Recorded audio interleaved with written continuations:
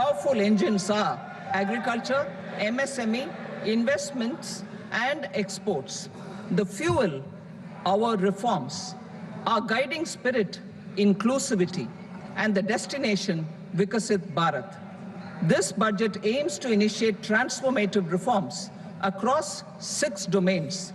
During the first 5 years, these will augment our growth potential and global competitiveness. The domains are taxation, power sector, urban development, mining, financial sector, and regulatory reforms. Agriculture as the first engine. Now I move to specific proposals, beginning with agriculture as the first engine.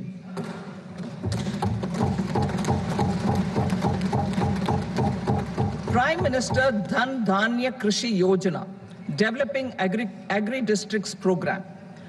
Motivated by the success of the aspirational district program, our government will undertake a Prime Minister Dhan Dhanya Krishi Yojana in partnership with states.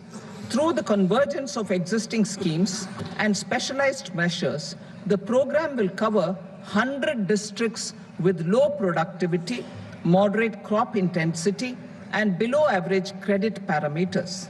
It aims to 1. Enhance agricultural productivity, 2.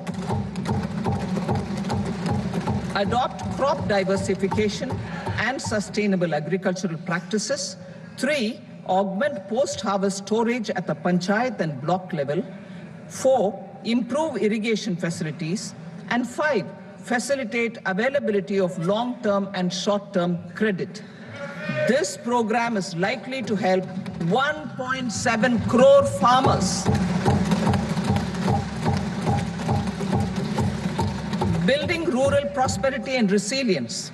A comprehensive multi-sectoral rural prosperity and resilience program will be launched in partnership with the states.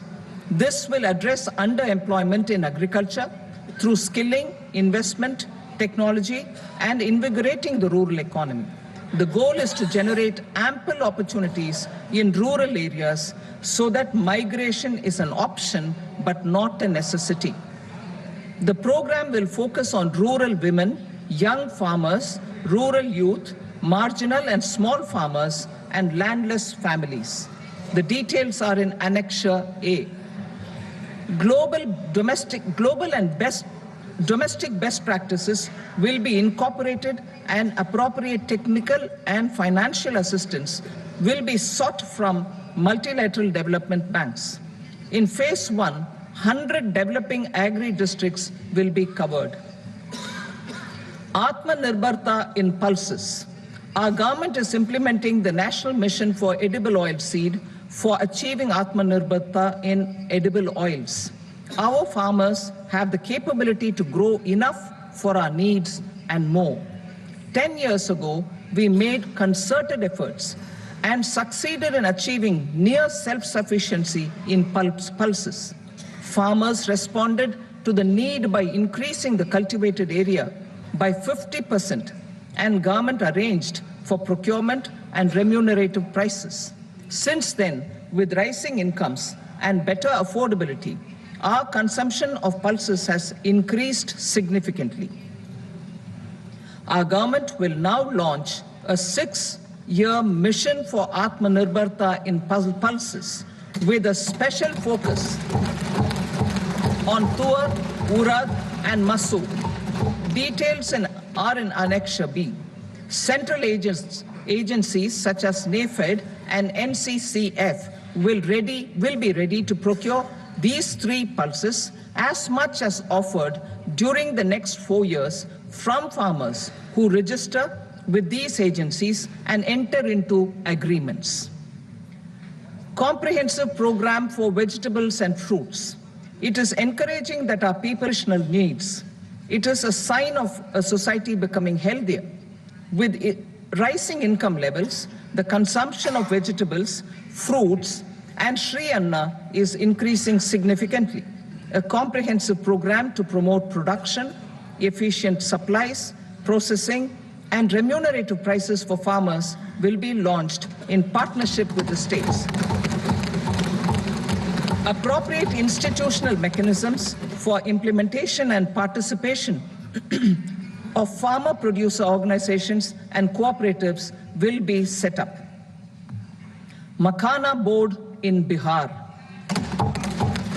For this, there is a special opportunity for the people of Bihar. A Makhana Board will be established in the state to improve production, processing, value addition, and marketing of makhana. The people engaged in these activities will be organized into FPOs. The board will provide hand-holding and training support to makhana farmers and will also work to ensure they receive the benefits of all relevant government schemes.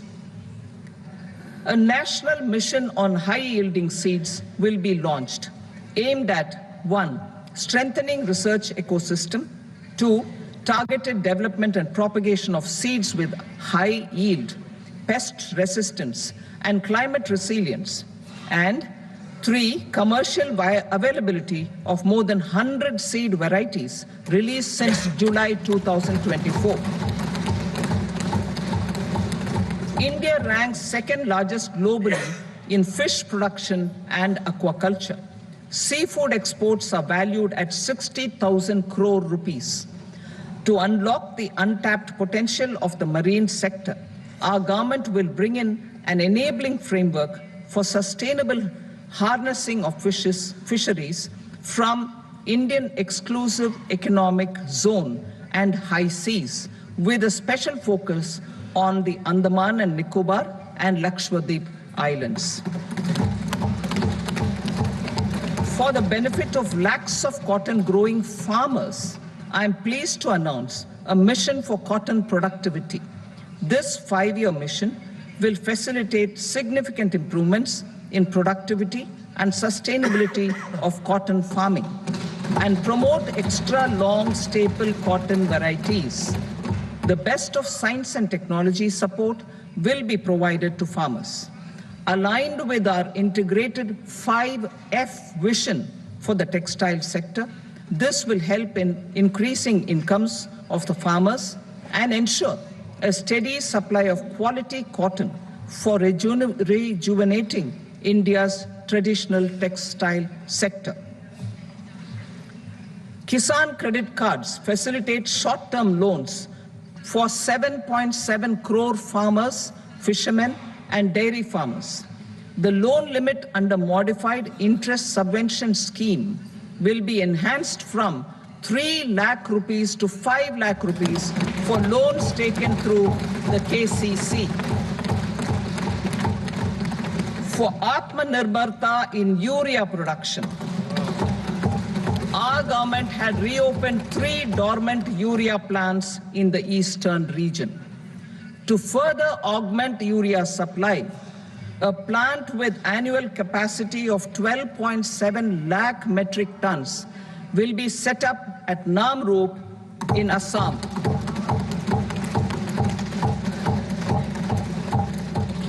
India Post, with 1.5 lakh rural post offices, complemented by the India Post Payment Bank and a vast network of 2.4 lakh Dak Sevaks, will be repositioned to act as a catalyst for the rural economy. Details are at Annexure C. India Post will also be transformed as a large public logistics organization.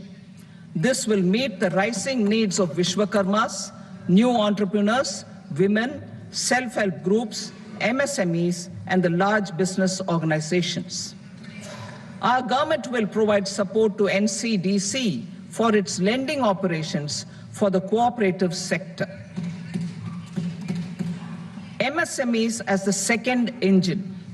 Now I move to MSMEs as the second engine, which encompasses manufacturing and services with a focus on MSMEs numbering 5.7 crores. Currently, over 1 crore registered MSMEs, employing 7.5 crore people and generating 36% of our manufacturing, have come together to position India as a global manufacturing hub. With their quality products, With their quality products, these MSMEs are responsible for 45% of our exports. To help them achieve higher efficiencies of scale, technological upgradation, and better access to capital, the investment and turnover limits for classification of all MSMEs will be enhanced to 2.5 and 2 times respectively. This will give them the confidence to grow and generate employment for our youth. The details are given in Annexure D. To improve access to credit, the credit guarantee cover will be enhanced. First, for micro and small enterprises from 5 crore to 10 crore rupees, leading to additional credit of 1.5 lakh crores in the next 5 years. Second, for startups from 10 crore rupees to 20 crore rupees, with the guarantee fee being moderated to 1% for loans in 27 focus sectors which are important for Atmanirbhar Bharat. And for well-run exporter MSMEs, for term loans up to 20 crore rupees. Also for the micro enterprises, we will introduce customized credit cards with a 5 lakh rupee limit for micro enterprises registered on Udyam portal. In the first year, 10 lakh such cards will be issued. Fund of funds for startups. The alternate investment fund, AIFs, for startups have received commitments of more than 91,000 crores rupees. These are supported by the fund of funds set up with the Government of India's contribution of 10,000 crore rupees. Now, a new fund of funds with expanded scope and a fresh contribution of another 10,000 crore rupees will be set up. A new scheme will be launched for 5 lakh women, scheduled castes and scheduled tribes, first-time entrepreneurs. This will provide term loans up to 2 crore rupees during the next 5 years. The scheme will incorporate lessons from the successful Stand Up India scheme. Online capacity building for entrepreneurship and managerial skills will also be organized. Measures for labor-intensive sectors. To promote employment and entrepreneurship opportunities in labor-intensive sectors, our government will undertake specific policy and facilitation measures. To enhance the productivity, quality, and competitiveness of India's footwear and leather sector, a focus product scheme will be implemented. The scheme will support design capacity, component manufacturing, and machinery required for production of non-leather quality footwear, besides the support for leather footwear and products. The scheme is expected to facilitate employment for 22 lakh persons, generate over 4 lakh crore rupees, and exports of over 1.1 lakh crore rupees. Measures for the toys sector. Building on the National Action Plan for Toys, we will implement a scheme to make India a global hub for toys. The scheme will focus on development of clusters, skills, and a manufacturing ecosystem that will create high-quality, unique, innovative, and sustainable toys that will represent the Made in India brand. Support for food processing. In line with our commitment towards Purvodaya, we will establish a National Institute of Food Technology, Entrepreneurship, and Management in Bihar.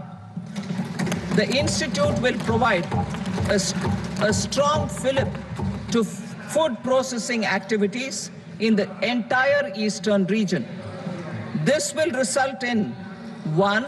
Enhanced income for the farmers through value addition to their produce, and 2. skilling, entrepreneurship, and employment opportunities for the youth. Manufacturing mission, furthering Make in India.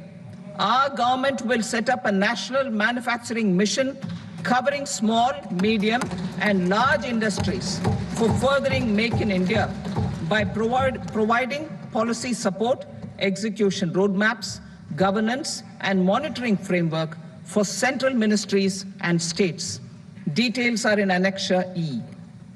Given our commitment to climate-friendly development, the mission will also support clean tech manufacturing.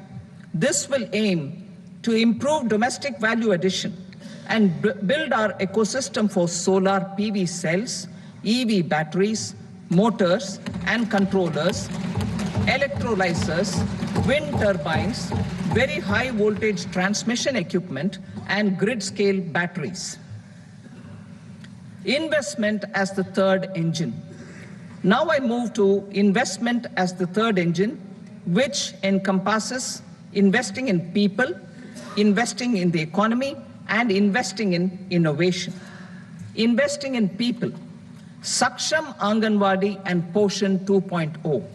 Saksham Anganwadi and Poshan 2.0 program provides nutritional support to more than 8 crore children, 1 crore pregnant women and lactating mothers all over the country, and about 20 lakh adolescent girls in aspirational districts and the Northeast region. The cost norms for these nutritional support will be enhanced appropriately. Atal Tinkering Labs. 50,000 Atal Tinkering Labs will be set up in government schools in the next 5 years to cultivate the spirit of curiosity and innovation and foster a scientific temper among young minds. Broadband connectivity to government secondary schools and PHCs. Broadband connectivity will be provided to all government secondary schools and primary health centers in rural areas under the BharatNet project. Bharatiya Bhasha Pustak Scheme. We propose to implement a Bharatiya Bhasha Pustak scheme to provide digital form Indian language books for schools and for higher education. This aims to help students understand their subjects better and in their language. National Centers of Excellence for Skilling. Building on the initiative announced in the July 24 budget, 5 national centers of excellence for skilling will be set up with global expertise and partnerships to equip our youth with the skills required for Make for India, Make for the World manufacturing. The partnership will cover curriculum design, training of trainers, and a skills certification framework and periodic reviews. Expansion of capacity in IITs. Total number of students in 23 IITs has increased 100% from 65,000 to 1.35 lakh in the past 10 years.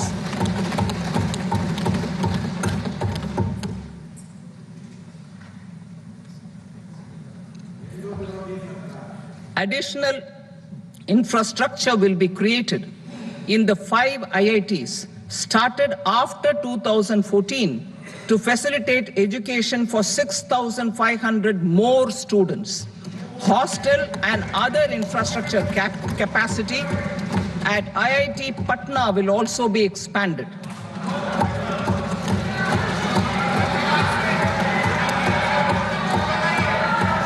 Center of Excellence.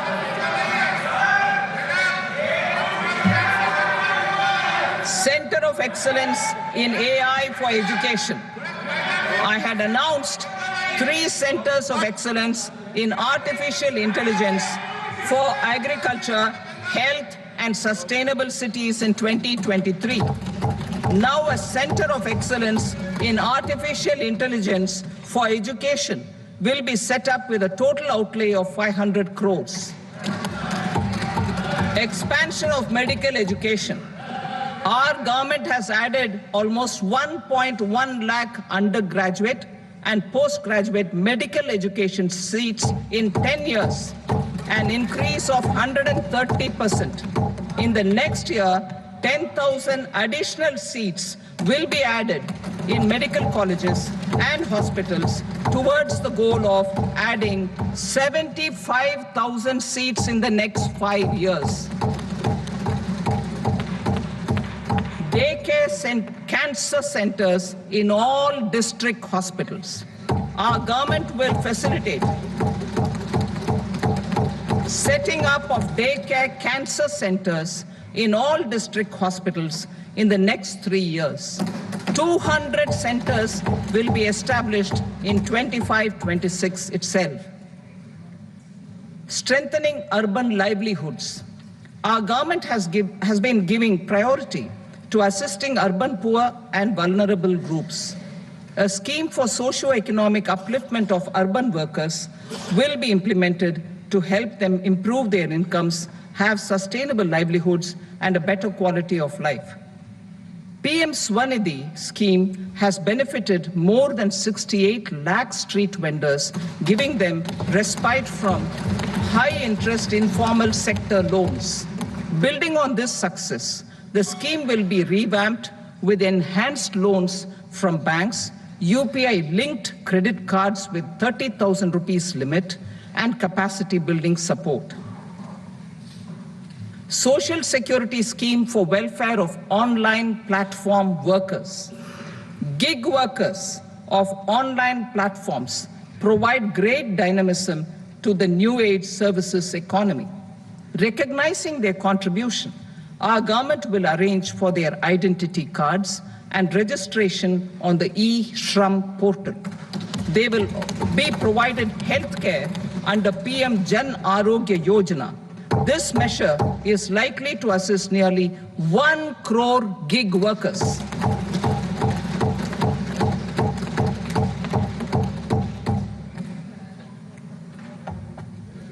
Investing in the economy. Public-private partnership in infrastructure. Each infrastructure-related ministry will come up with a 3-year pipeline of projects that can be implemented in PPP mode. States will also be encouraged to do so and can seek support from the India Infrastructure Project Development Fund, which is a scheme to prepare PPP proposals. Support to states for infrastructure.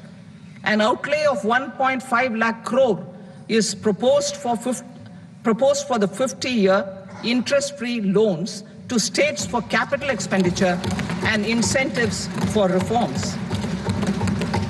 Building on the success of the first asset monetization plan announced in 2021, the second plan for 2025 to 30 will be launched to plow back capital of 10 lakh crore in new projects.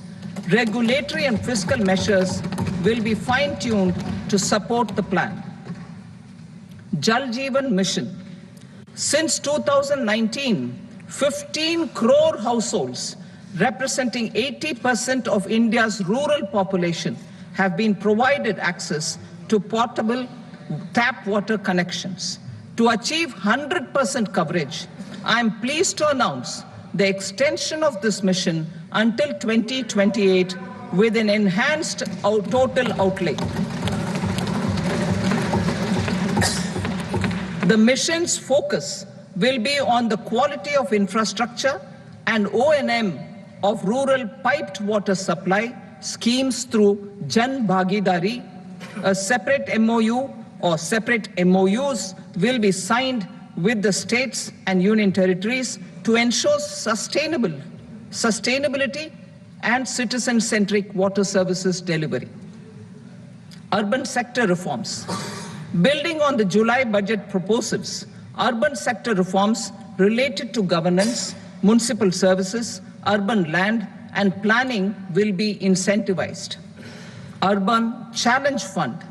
The government will set up an urban challenge fund of 1 lakh crore rupees to implement the proposals for cities as growth hubs, creative redevelopment of cities, and for water and sanitation purposes announced in the July budget.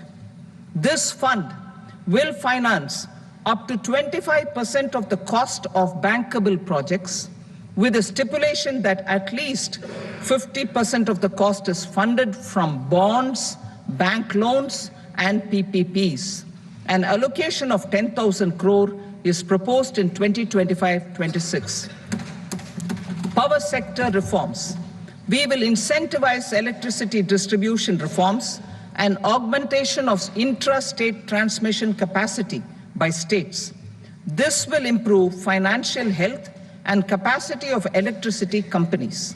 Additional borrowing of 0.5% of GSDP will be allowed to states contingent on these reforms. Nuclear energy mission for Vikasit Bharat. Development of at least 100 gigawatt of nuclear energy by 2047 is essential for our energy transition efforts. For an active partnership with the private sector towards this goal, amendments to the Atomic Energy Act and the Civil Liability for Nuclear Damage Act will be taken up. A nuclear energy mission for research and development of small modular reactors with an outlay of 20,000 crore will be set up. At least 5 indigenously developed small modular reactors will be operationalized by 2033. Shipbuilding. The shipbuilding financial assistance policy will be revamped to address cost disadvantages. This will also include credit notes for shipbreaking in Indian yards to promote the circular economy.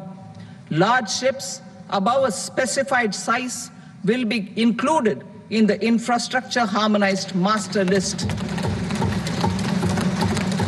Shipbuilding clusters will be facilitated to increase the range, categories, and capacity of ships.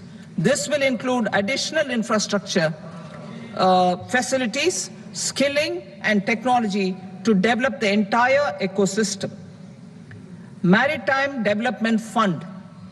For long-term financing for the maritime industry, a Maritime Development Fund with a corpus of 25,000 crore rupees will be set up. This will be for distributed support and promoting competition. This will have up to 49% contribution by the government, and the balance will be mobilized from ports and from private sector. UDAN regional connectivity schemes.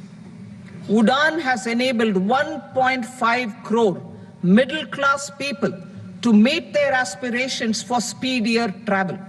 The scheme has connected 88 airports, and operationalized 619 routes.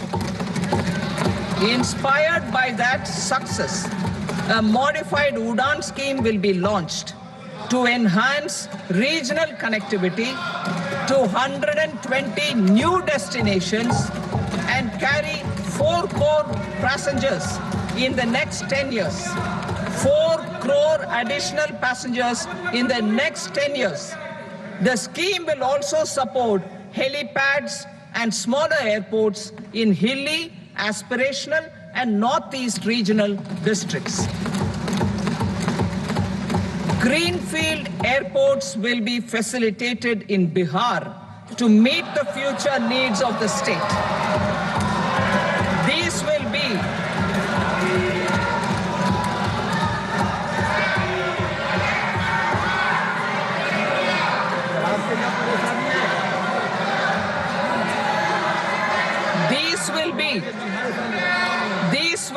in addition to the expansion of the capacity of Patna Airport and a brownfield airport in Beta. Western Kosi Canal project in Mithilanchal. Financial support will be provided for the Western Kosi Canal ERM project, benefiting a large number of farmers cultivating over 50,000 hectares of land in the Mithilanchal region of Bihar. Mining sector reforms, including those for minor minerals, will be encouraged through sharing of best practices and institutions of a state mining index. A policy for recovery of critical minerals from tailings will be brought out. Under the special window for affordable and mid-income housing, SWAMI, 50,000 dwelling units in stressed housing projects have been completed and keys handed over to home buyers. Another 40,000 units will be completed in 2025, further helping middle-class families who are paying EMIs on loans taken for apartments while also paying rent for their current dwellings. Building on this success, SWAMI Fund 2 will be established as a blended finance facility with contribution from the government, banks, and private investors. This fund of 15,000 crore rupees will aim for expeditious completion of another 1 lakh units. PM Gati Shakti data for private sector. For furthering PPPs and assisting the private sector in project planning, access to relevant data and maps from the PM Gati Shakti portal will be provided. Tourism for employment-led growth. Top 50 tourist destination sites in the country will be developed in partnership with states through a challenge mode. Land for building key infrastructure will have to be provided by the states. Hotels in these destinations will be included in the infrastructure harmonized list. The following measures will be taken for facilitating employment-led growth. Organizing intensive skill development programs for our youth, including in institutes of hospitality management. Providing mudra loans for homestays. Improving ease of travel and connectivity to tourist destinations. Providing performance-linked incentives to states for effective destination management, including tourist amenities, cleanliness, and marketing efforts. And introducing streamlined e-visa facilities along with visa fee waivers for certain tourist groups. Continuing with the emphasis on places of spiritual and religious significance, in the July budget, there will be a special focus on destinations related to the life and times of Lord Buddha. Medical tourism and heal in India. Medical tourism and heal in India will be promoted in partnership with the private sector, along with capacity building and easier visa norms. Investing in innovation. To implement private sector-driven research, development, and innovation initiatives announced in the July budget, I am now allocating 20,000 crore rupees for this purpose. A deep tech fund of funds will also be explored to catalyze the next generation startups as a part of this initiative. In the next 5 years, under the PM Research Fellowship Scheme, we will provide 10,000 fellowships for technological research in IITs and IISc with enhanced financial support. The second gene bank with 10 lakh germplasm lines will be set up for future food and nutritional security. This will provide conservation support to both public and private sectors for genetic resources. We will start a national geospatial mission to develop foundational geospatial infrastructure and data. Using PM Gati Shakti, this mission will facilitate modernization of land records, urban planning, and design of infrastructure projects.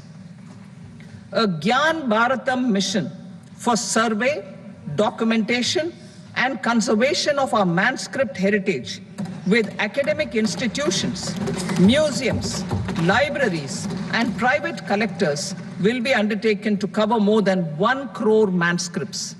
We will set up a national digital repository of Indian knowledge systems for knowledge sharing. Now I move to exports as the fourth engine. We will set up an export promotion mission with sectoral and ministerial targets driven jointly by the Ministries of Commerce, MSME, and Finance. It will facilitate easy access to export credit, cross-border factoring support, support to MSMEs to tackle non-tariff measures in overseas markets. A digital public infrastructure, Bharat Trade Net, for international trade will be set up as a unified platform for trade documentation and financing solutions. This will complement the Unified Logistics Interface platform. The BTN will be aligned with international practices. Support will be provided to develop domestic manufacturing capacities for our economy's integration with global supply chains. Sectors will be identified based on objective criteria. Facilitation groups with participation of senior officers and industry representatives will be formed for select products and supply chains. Through this, there are huge opportunities related to Industry 4.0, which needs high skills and talent. Our youth have both. Our government will support the domestic electronic equipment industry to leverage this opportunity for the benefit of our youth. A national framework will be formulated as guidance to states for promoting global capability centers in emerging Tier 2 cities.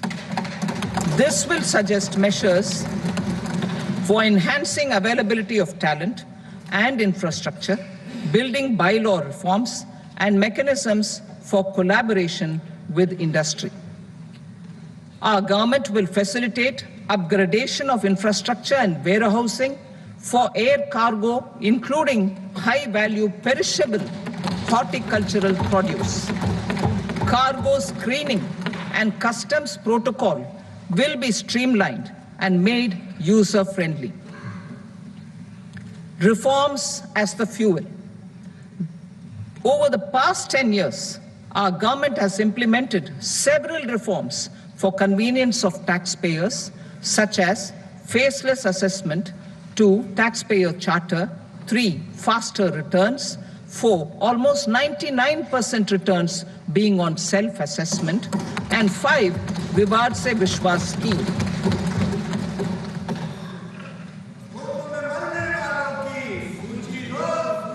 Continuing these efforts, I reaffirm the commitment of the tax department to trust first, scrutinize later. I also propose to introduce the new income tax bill next week. I will detail the indirect tax reforms and changes in direct taxes in Part B. Financial sector reforms.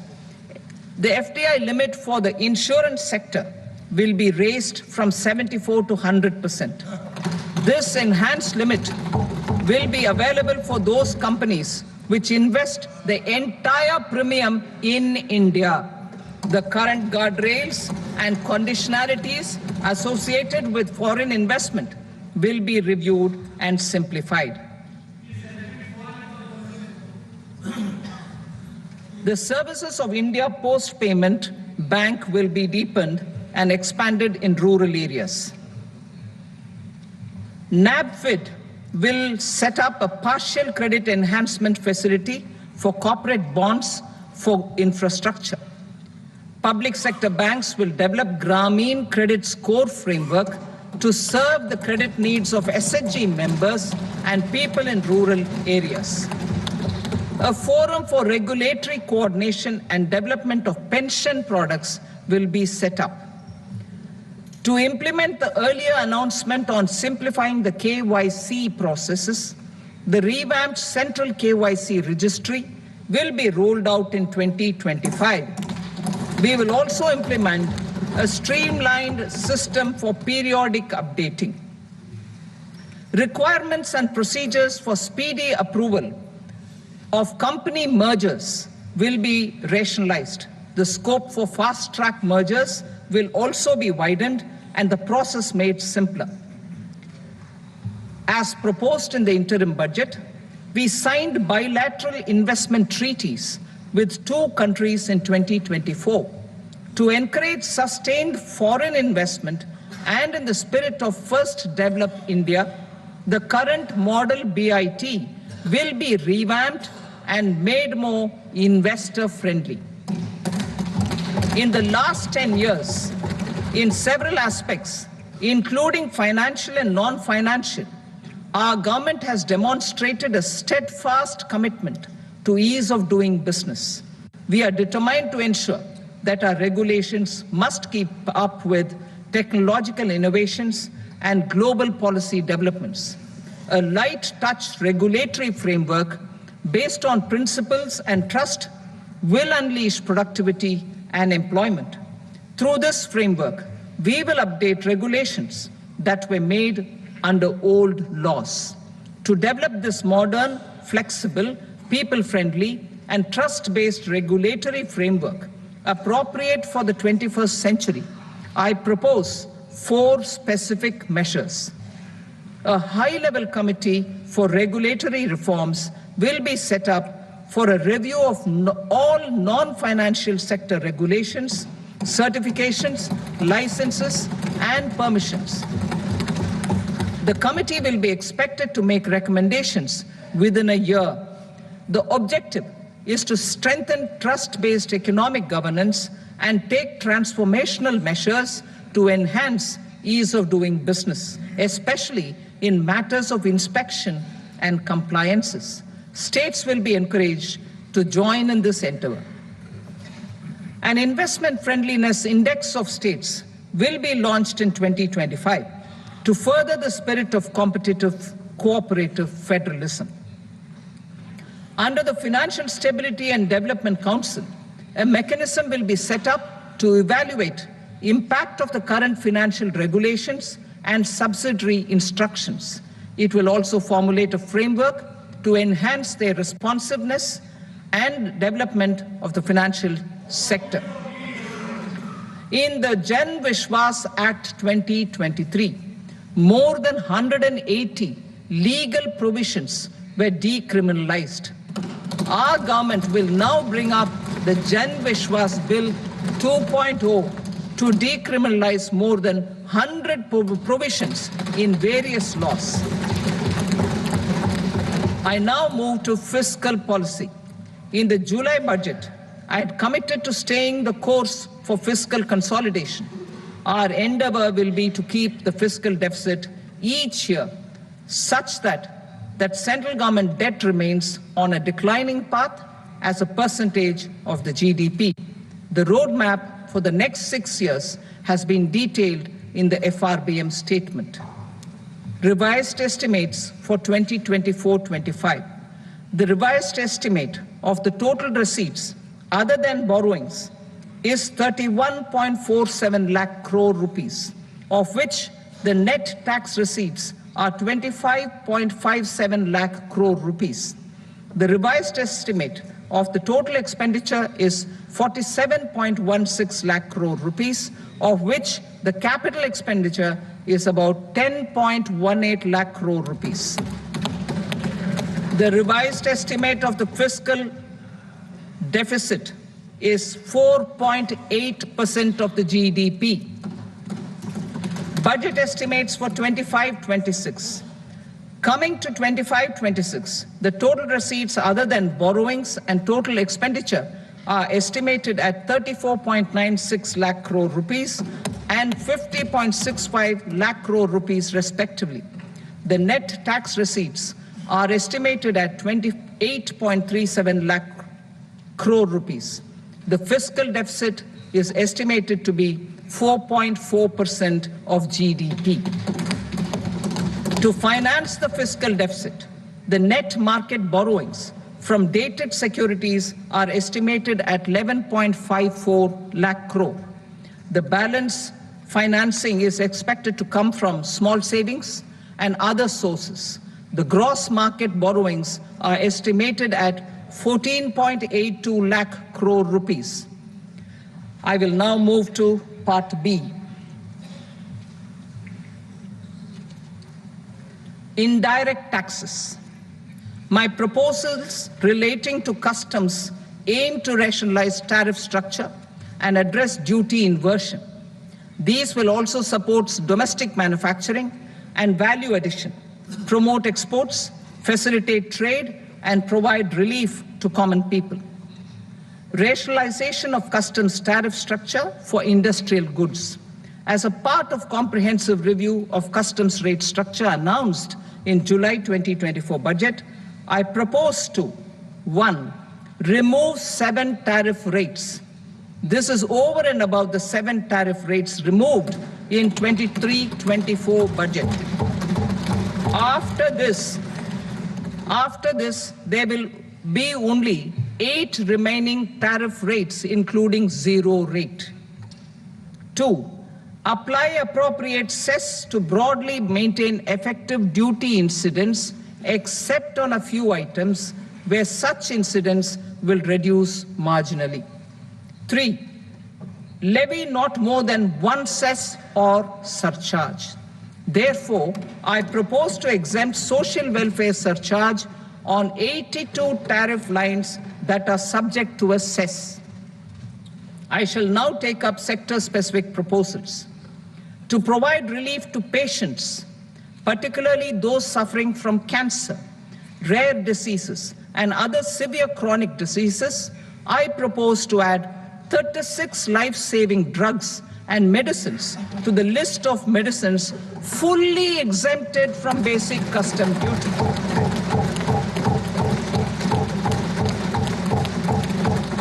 I also propose to add 6 life-saving medicines to the list attracting concessional custom duty of 5%.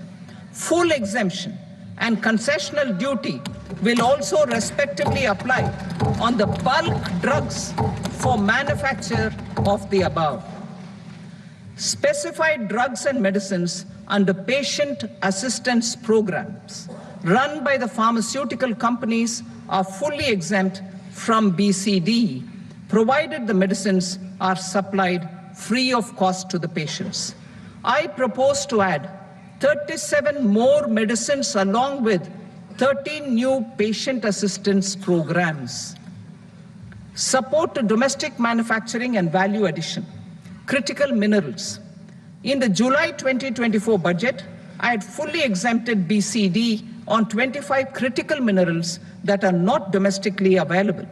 I had also reduced BCD of 2 other such minerals to provide a major fillip to their processing, especially by MSMEs. Now, I propose to fully exempt cobalt powder and waste, the scrap of lithium-ion battery, lead, zinc, and 12 more critical minerals. This will help secure the availability for manufacturing in India and promote more jobs for our youth. To promote domestic production of technical textile products such as agro-textiles, medical textiles, and geotextiles at competitive prices, I propose to add 2 more types of shuttle-less looms to the list of fully exempted textile machinery. I also propose to revise the BCD rate on knitted fabrics covered by 9 tariff lines from 10 or 20 to 20% or 115 rupees per kg, whichever is higher. Electronic goods. In line with our Make in India policy and to rectify inverted duty structure, I propose to increase the BCD on interactive flat panel display from 10% to 20% and reduce the BCD to 5% on open cell and other components. In 23-24 budget, for the manufacture of open cells of LCD, LED TVs, I had reduced the BCD on parts of open cells from 5% to 2.5%. To further boost the manufacture of such open cells, the BCD on these parts will now stand exempted. Lithium-ion battery. To the list of exempted capital goods, I propose to add 35 additional capital goods for EV battery manufacturing and 28 additional capital goods for mobile phone battery manufacturing. This will boost domestic manufacture of lithium-ion batteries, both for mobile phones and for electric vehicles. Shipping sector. Considering that shipbuilding has a long gestation period, I propose to continue the exemption of BCD on raw materials, components, consumables, or parts for the manufacture of ships for another 10 years.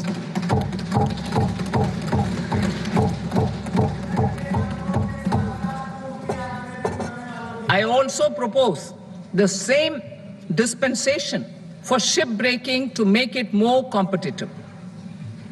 Telecommunication. To prevent classification disputes, I propose to reduce the BCD from 20% to 10% on carrier-grade Ethernet switches to make it at par with non-carrier-grade Ethernet switches. Export promotion. To facilitate exports of handicrafts, I propose to extend the time period for export from 6 months to 1 year, further extendable by another 3 months if required. I also propose to add 9 items to the list of duty-free inputs.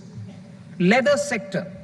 I propose to fully exempt BCD on wet blue leather to facilitate imports for domestic value addition and employment.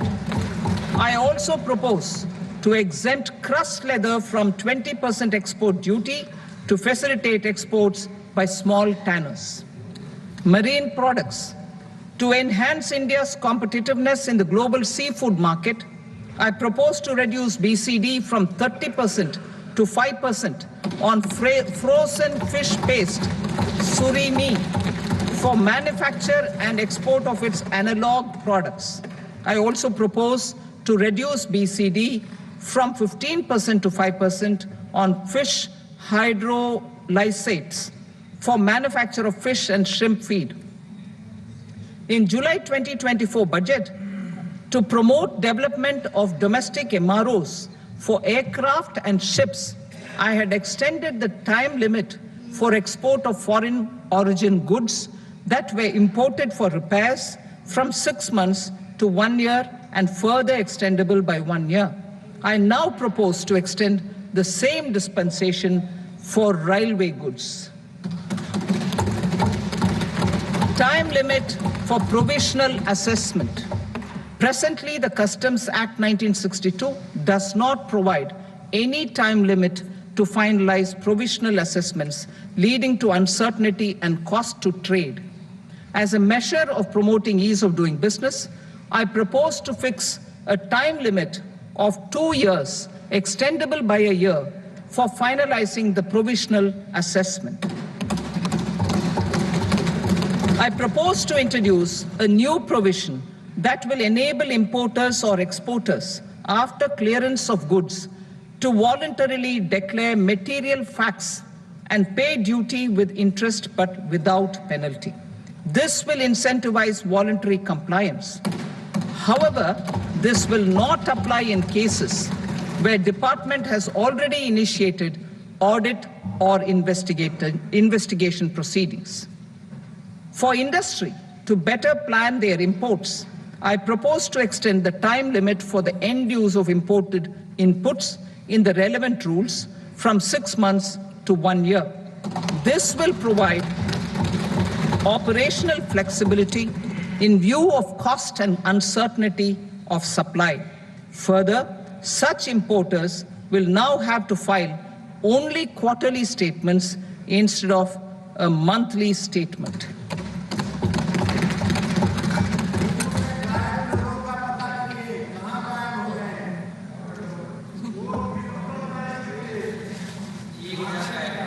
I now come to my direct tax proposals. In Part A, I have briefly underlined taxation reforms as one of key reforms to realize our vision of Vikasit Bharat. In respect of criminal law, our government had earlier ushered in Bharatiya Nyaya Sanhita, replacing Bharatiya Danda Sanhita. I am happy to inform this august House and the country that for new income tax bill will carry forward the same spirit of Nyaya in its drafting as well. The new bill will be clear and direct in text, with close to half of the present law in terms of both chapters and words. It will be simple to understand for taxpayers and tax administrators, leading to tax certainty and reduced litigation. Reforms, however, are not a destination. They are means to achieve good governance for our people and economy. Providing good governance primarily involves being responsive. The Tirukural captures this in verse 542, which reads, "Vaanokki vaazhum ulagallam, mannavan kol nokki vaazhum kudi," meaning, just as the living beings live expecting rains, citizens live expecting good governance. Our government is committed to keeping an ear to the ground and a finger on the pulse and responding while balancing our national building efforts.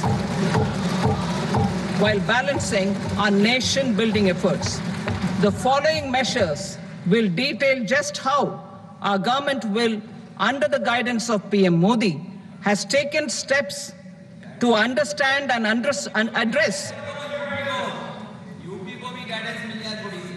I repeat that sentence, sir.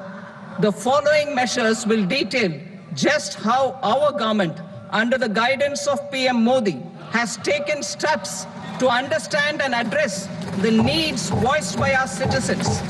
My tax proposals are guided by this spirit. The objectives of my proposals are as follows. Personal income tax reforms with special focus on middle class. Rationalization of TDS and TCS for easing difficulties. Encouraging voluntary compliance. Reducing compliance burden. Ease of doing business, employment and investment. I will come to my proposal on personal income tax towards the end. TDS and TCS, rationalization for easing difficulties. I propose to rationalize tax deduction at source, TDS, by reducing the number of rates and thresholds above which TDS is deducted. Further, threshold amounts for tax deduction will be increased for better clarity and uniformity. The limit for tax deduction on interest for senior citizens is being doubled from the present 50,000 rupees to 1 lakh rupees. Similarly, the annual limit of 2.40 lakh rupees for TDS on rent is being increased to 6 lakh rupees. This will reduce the number of transactions liable to TDS, thus benefiting small taxpayers receiving small payments. The threshold to collect tax at source, the TCS, on remittances under RBI's liberalized remittance scheme, the LRS, is proposed to be increased from 7 lakh to 10 lakhs.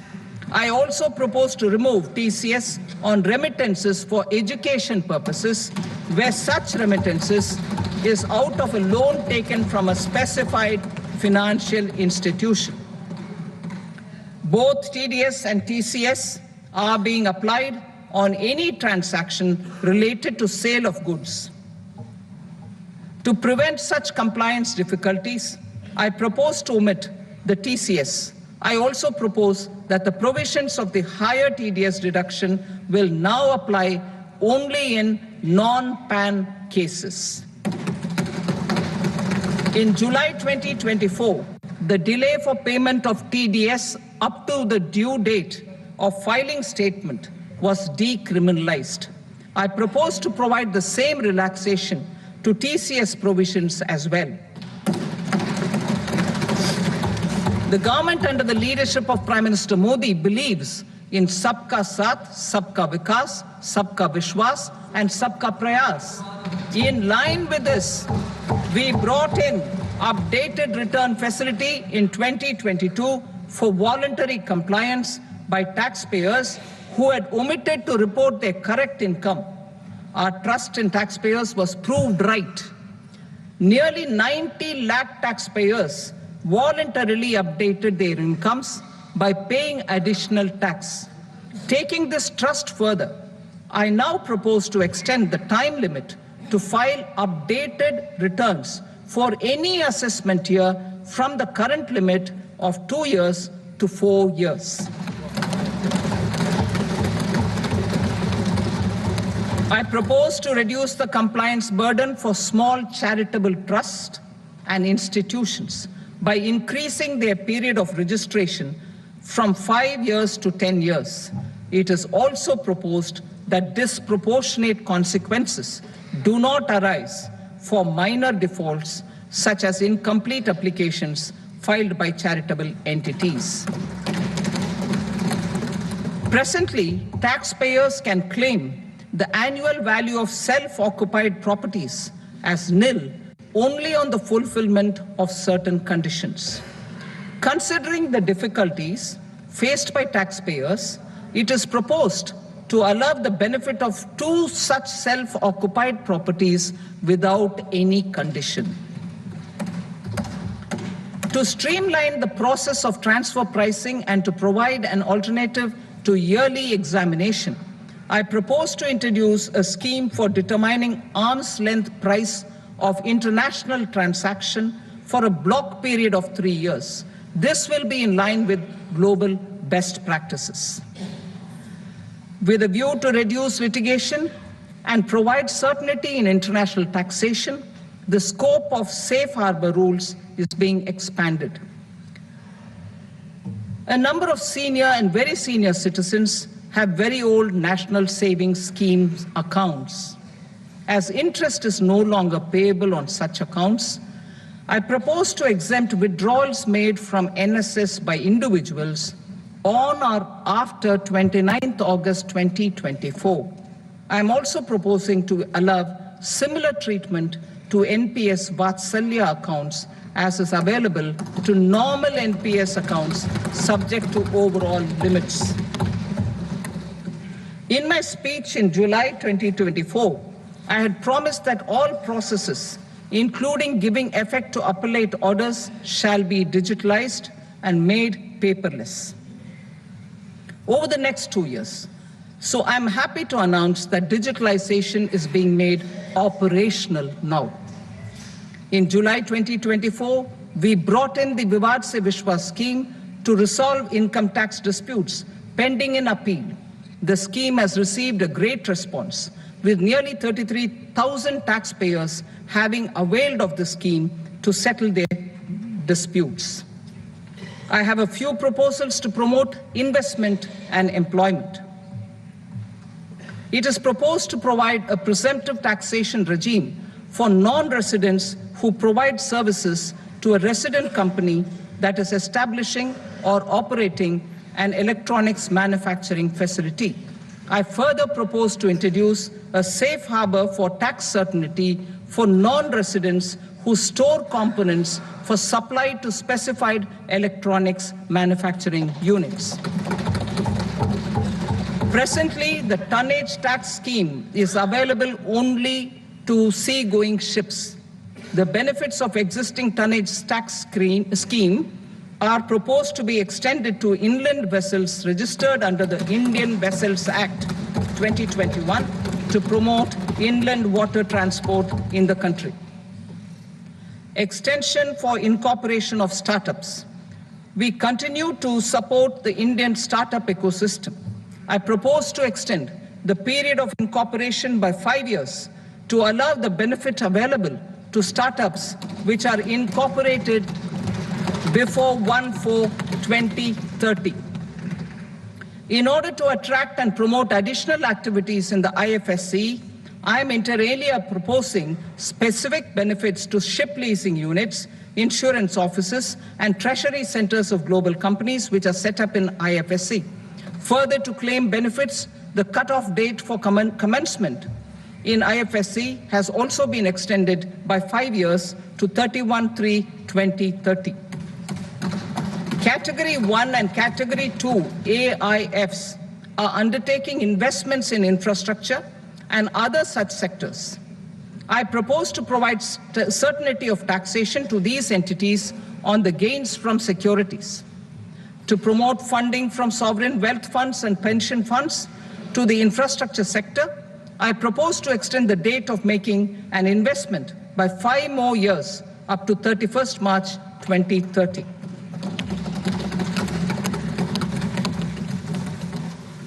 Personal income tax reforms with special focus on middle class. Democracy, demography, and demand are the key support pillars in our journey towards Vikasit Bharat. The middle class provides strength for India's growth. This government, under the leadership of Prime Minister Modi, has always believed in the admirable energy and ability of the middle class in nation building. In recognition of their contribution,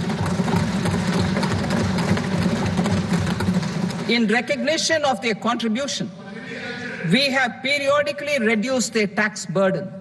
Right after 2014, the nil tax slab was raised to 2.5 lakhs of rupees, which was further raised to 5 lakh rupees in 2019 and to 7 lakh rupees in 2023.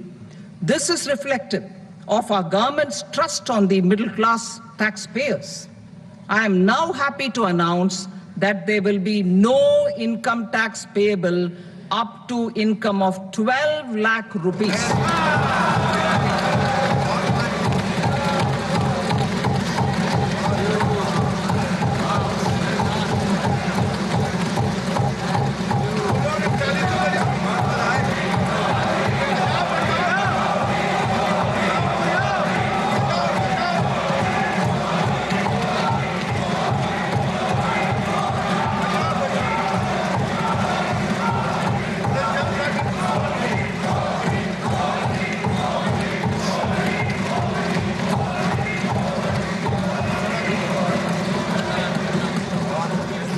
So, average income of 1 lakh per month, other than the special rate income such as capital gains, under the new regime. This limit will be 12.75 lakh for salaried taxpayers due to the standard deduction of 75,000. Slabs and rates are being changed across the board to benefit all taxpayers. The new structure will substantially reduce the taxes of the middle class and leave more money in their hands, boosting household consumption, savings, and investment. In the new tax regime, I propose to revise tax rate structures as follows: 0 to 4 lakh rupees nil, 4.8 lakh rupees to 4 to 8 lakh rupees 5%, 8 to 12 lakh rupees 10%, 12 to 16 lakh rupees 15%, 16 to 20 lakh rupees 20%, 20 to 24 lakh rupees 25%, and above 24 lakh rupees 30%. To taxpayers. और आपको बता दें कि देश के लिए एक बड़ी खबर है, आम आदमी के लिए, क्योंकि ये कहा जा रहा था कि ये बजट आम आदमी का बजट होगा तो 12 लाख तक, अगर आप 12 लाख तक की कमाई करते हैं तो कोई टैक्स आपको सरकार को नहीं देना पड़ेगा। और सरकार, जैसे कि देश के प्रधानमंत्री नरेंद्र मोदी ने कल ही कहा था कि लक्ष्मी जी की कृपा आम आदमी के ऊपर रहेगी, तो निश्चित तौर पर ये बड़ी राहत आम आदमी के लिए है, क्योंकि सबसे ज्यादा टैक्स के बोझ से अगर कोई मर रहा है तो वो मध्यम वर्ग का व्यक्ति मर रहा है। और उसके लिए एक बड़ी राहत, 12 लाख रुपए तक आपको कोई टैक्स सरकार को नहीं देना होगा। A taxpayer in the new regime with an income of 12 lakh rupees will get a benefit of 80,000 rupees in tax, which is 100% of tax payable as per the existing rates. A person having income A person having income of 18 lakh rupees will get a benefit of 70,000 rupees in tax. That is 30% of tax payable as per existing rates. A person with an income of 25 lakh gets a benefit of 1,10,000 rupees, that is 25% of his tax payable as per existing rates. Details of my tax proposals are given in the annexure. As a result of these proposals, Honorable Speaker, sir, revenue of about 1 lakh crore in direct taxes and 2,600 crores in indirect taxes will be foregone. Mr. Speaker, sir, with this, I commend the budget to this august House.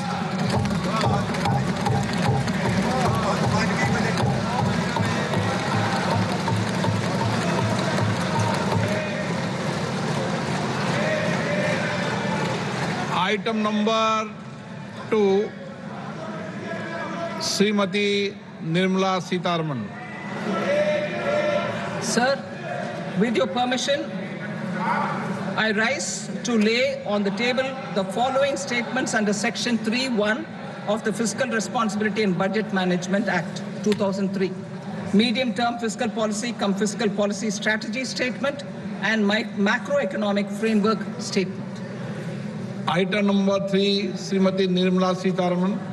Sir, with your permission, I rise to move for leave to introduce the Finance Bill 2025. प्रश्न ये है कि विधेयक को पुनर्स्थापित करने की अनुमति प्रदान की जाए। जो सदस्य इसके पक्ष में हाँ गए, जो सदस्य विरोध में ना गए, मेरे विचार में निर्णय हाँ वालों के पक्ष में हुआ, हाँ वालों के पक्ष में अनुमति प्रदान की जाती है। माननीय मंत्री जी, अब विधेयक को पुनर्स्थापित करें। Sir, I introduce the bill. Thank you. सभा की कार्रवाई सोमवार दिनांक 3 फरवरी 2025 को प्राप्त 11 बजे तक के लिए स्थगित की जाती है।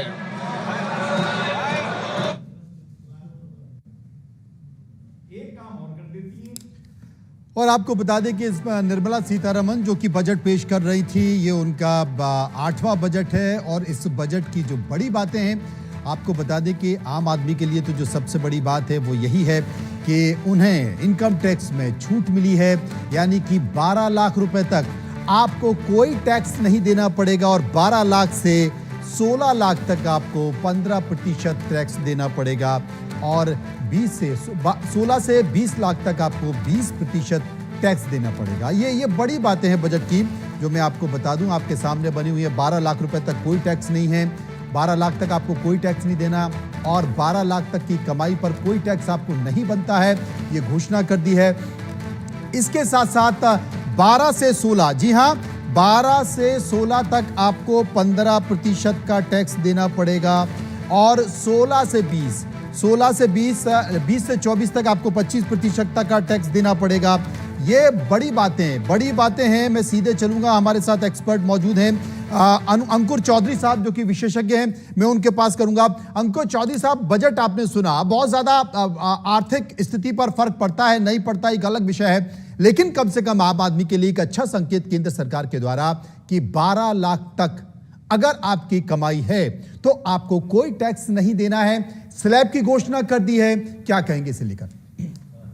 देखिए मनोज जी, बहुत बड़ा स्टेटमेंट है और बहुत बोल्ड कदम है निर्मला जी का। मैं उनको इसके लिए धन्यवाद दूंगा, क्योंकि आप ये समझिए कि इससे जो अर्बन कंजम्पशन लगातार पिछले 2 साल से नीचे जा रहा था, उस अर्बन कंजम्पशन को वापस लाने के लिए ये एक बहुत ही इंपॉर्टेंट कदम है निर्मला जी का। और इससे जो अर्बन कंजम्पशन है वो तेजी से बढ़ेगा और 12 लाख रुपए तक के इस घोषणा से मैं कहता हूं कि हिंदुस्तान की 90 से 92% जो जनता है वो इस गैम्बिट में आएगी। और ये हर तरीके से एक आम आदमी को, एक मिडिल क्लास को, अपर मिडिल क्लास को, लोअर मिडिल क्लास को एक बहुत बड़े बूस्ट के रूप में देखता हूं। इसके अलावा 2-3 चीजें और बहुत इंपॉर्टेंट हैं जो मुझे अच्छी लगी। इंश्योरेंस सेक्टर में जो 74% से बढ़ा के 100% एफडीआई किया है, ये बहुत समय से मांग थी, ये बहुत जरूरी था।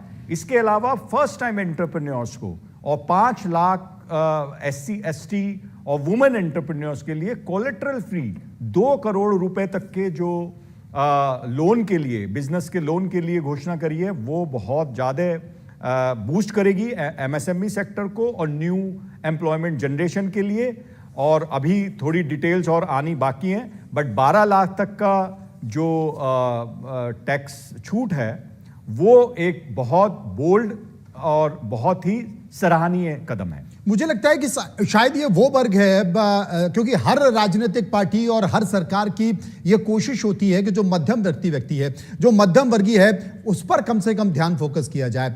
SC ST और ग्रामीण पर लगातार कई सालों से 2014 से सरकार बहुत फोकस कर रही है। आपने देखा होगा कि किसानों के लिए भी कई सारी योजना है। इसके साथ साथ जो गरीब वर्ग है उसके लिए चाहे श्री अन्न योजना हो, 5 किलो चावल, 5 किलो गेहूं, लेकिन जो मध्यम वर्गीय है, जो बड़ी मेहनत के साथ 24 घंटे, 12 घंटे, 16 घंटे काम करता है, उसके हाथ में कुछ इनकम आती है। खासकर जो नौकरी पेशा व्यक्ति है वो मेहनत करके कमाता है और उसका एक बड़ा हिस्सा वो इनकम टैक्स में दे देता है। इसके साथ साथ जो बाजारों से चीजें खरीदने जाता है उसमें उसको GST देना पड़ती है, तो उसकी कमाई का 50% से ज्यादा हिस्सा तो टैक्स में चला जाता है। और सरकार ये नाराजगी समझ रही थी। सरकार बाजारों में जाकर, सरकार शहरों में जाकर इस तलखी को समझ रही थी, उनकी परेशानी को समझ रही थी, और सरकार ये मान रही थी कि एक दबाव है मध्यम वर्गीय का, और उस दबाव को अगर नहीं समझा गया तो शायद एक बड़ा संकेत हो सकता है। और यही कारण है कि सरकार ने समझा, उस नब्ज को समझा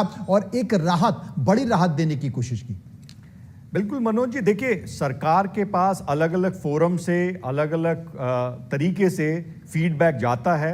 एक मैकेनिज्म है सरकार का जो बहुत डिफरेंट ग्रुप्स के साथ सरकार टच में रहती है, और इसमें लगातार बहुत टाइम से इस बात की मांग हो रही थी कि जो कॉस्ट ऑफ लिविंग है इंडिया में, स्पेशली अर्बन एरियाज में, वो लगातार बढ़ रही है। और जो डायरेक्ट टैक्सेशन है जैसे GST है, वो एक कंज्यूमर को देना पड़ता है। अल्टीमेटली पूरी सप्लाई चेन में वो 18% का GST एक बहुत बड़ा भार है, और एक आम आदमी के लिए उससे निजात पाने के लिए जो सबसे और अहम कदम है वो है आप उसको इनकम टैक्स में या उसकी जो आय है उस पर लगने वाले टैक्स को छूट दें। और ये 12 लाख रुपए तक की जो छूट गवर्नमेंट ने दी है, निर्मला जी ने दी है, ये एक तरीके से डायरेक्ट टैक्सेशन का फायदा होगा, जिसमें एक आम आदमी के पास जो नॉन डिस्क्रिशनरी और डिस्क्रिशनरी एक्सपेंस के बीच के लिए जो कंजम्पशन बढ़ाने के लिए जरूरी होता है, जैसे जो नॉन डिस्क्रिशनरी एक्सपेंस होते हैं उसमें बहुत ज्यादा डिसीजन आपके हाथ में नहीं होता, वो आपको करने ही पड़ते हैं। जैसे स्कूल की फीस है, बीमारी है, कोई भी और खर्चा है, किचन चलानी है। लेकिन जो आपकी नॉन डिस्क्रिशनरी खर्चे हैं, जैसे आपको कोई भी चीज खरीदनी है, कोई आप अपने लाइफस्टाइल को थोड़ा अपग्रेड करना चाहते हैं, उसके लिए आपके पास पैसा नहीं बचता था, क्योंकि आपको हायर GST देना पड़ता है बहुत सारी सर्विसेज पे। तो अब एक आम आदमी के पास ये पैसा जब आएगा तो ओवरऑल इकोनॉमी को एक बड़ा बूस्ट मिलने जा रहा है, ऐसा मुझे लगता है। बड़ा बूस्ट मिलने जा रहा है। आपको यह भी पता है कि यूरोप का बाजा बजा हुआ है, चीन अपने में उलझा हुआ है। भले ही महामारी के बाद उसकी अर्थव्यवस्था खुली हो, लेकिन अपेक्षित तेजी नहीं देखी गई। जियोपॉलिटिकल तनाव बना हुआ है, तो करीब करीब हर देश की जो अर्थव्यवस्था है वो दबाव महसूस कर रही है। भारत ने एक बड़ा संकेत दिया है। 5 ट्रिलियन इकोनॉमी हो चुकी है, 3 ट्रिलियन बनने की बात की जा रही है। ये जो बजट आप देखते हैं, क्या आपको लगता है कि वो इस दिशा में जाने के लिए तेजी से प्रयास हो सकता है और हम पहुंचने वाले हैं? देखिए मनोज जी, अगर हम ओवरऑल GDP की बात करें तो GDP की ग्रोथ के लिए सिर्फ इनकम टैक्स की कटौती से आप उसको थोड़ा डेफिनेटली उस दिशा में कदम है, बट इसके लिए और बहुत सारी चीजें करनी पड़ेंगी।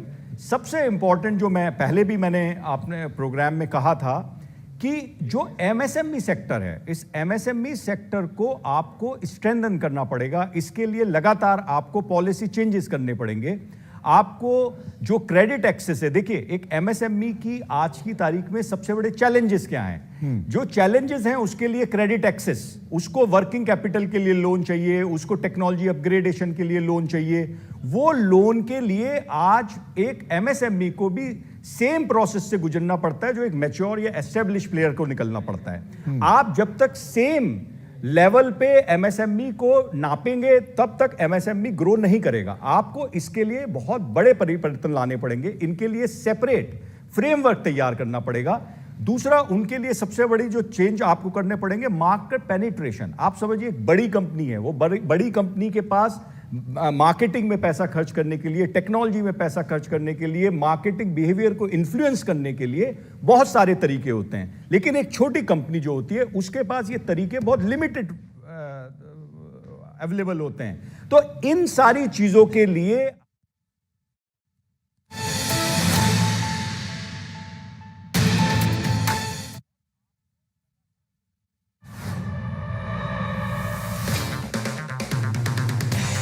अगर आप बनना चाहते हैं एंकर या फिर आप में है जुनून एक तेज तर्रार न्यूज रिपोर्टर बनने का, तो आप ज्वाइन करें ITV इंडिया न्यूज और न्यूज़ का मीडिया स्कूल।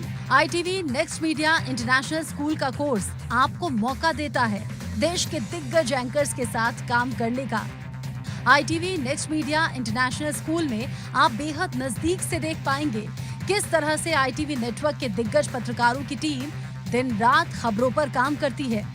इस कोर्स के दौरान आप सीखेंगे एंकरिंग की एक एक बारीकी उन एंकर्स के साथ जो देश को रखते हैं हर खबर से बाखबर। ITV next media international school का ये कोर्स आपके एंकरिंग स्किल्स को करेगा इतना सशक्त, मजबूत, जिससे आप बनेंगे वो चेहरा जो दुनिया देखेगी और पसंद करेगी। तीखी मिर्ची। राम राम मासी। राम राम बेटा। मासी लड्डू खा रही हो?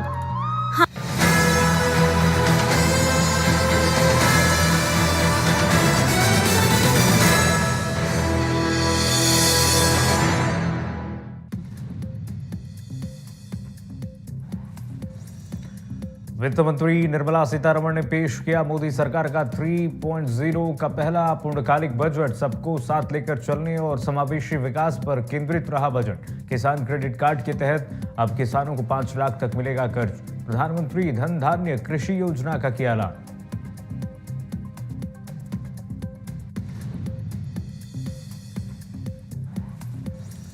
बजट 2025 में मिडिल क्लास के लिए बड़ा ऐलान। 12 लाख तक कमाई पर नहीं लगेगा कोई टैक्स। अगले हफ्ते आएगा नया इनकम टैक्स स्लैब।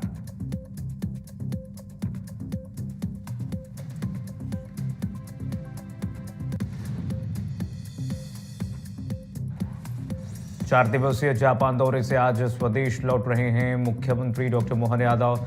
जापान से भारी भरकम निवेश प्रस्ताव के साथ हो रही वापसी। प्रतिष्ठित जापानी कंपनियों के प्रतिनिधियों ने निवेश की सहमति दी।